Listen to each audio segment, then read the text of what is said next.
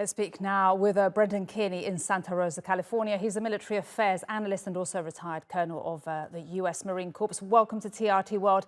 I want to get onto the military aspect with you in a second. But first of all, just generally, how is this meeting between the Russian and Chinese presidents being viewed there from the U.S.?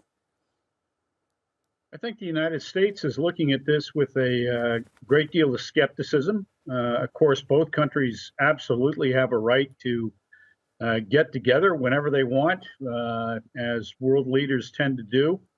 But, in light of the Chinese proposals to help broker a peace process, I think the United States and a lot of the Western countries are very, very skeptical as to A, the sincerity, and B, just the chances for it to work in a way that is fair to Ukraine. Interesting point you make there. I'll come back to that in a second, Brendan, but just, how much does Russia need China right now in terms of military assistance, and what exactly could Russia ask China for? Well, Russia clearly needs the help of the Chinese.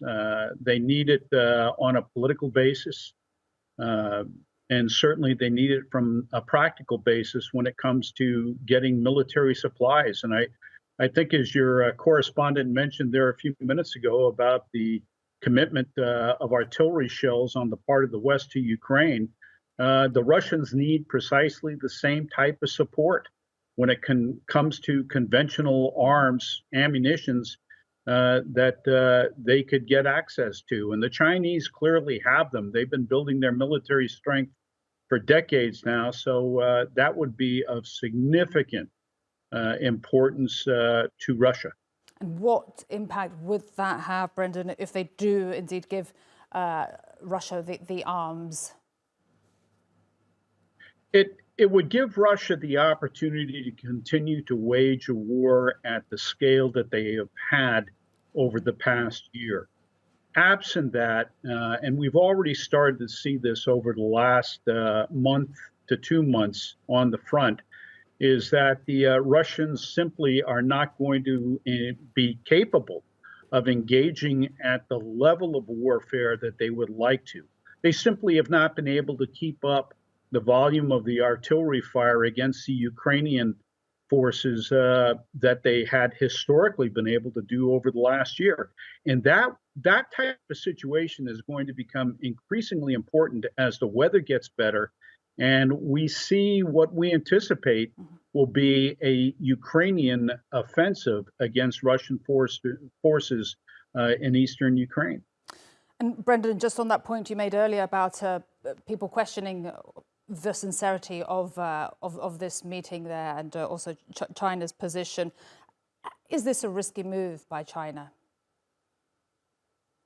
No, in fact, I think it's actually it's a very brilliant move on the Chinese part. They get to go ahead at a very, very sensitive time where the world has been looking at China and its possible aggression against Taiwan, where they can suddenly place themselves as a broker of peace. Mm-hmm. So it's I think the Chinese really have nothing to lose by doing this.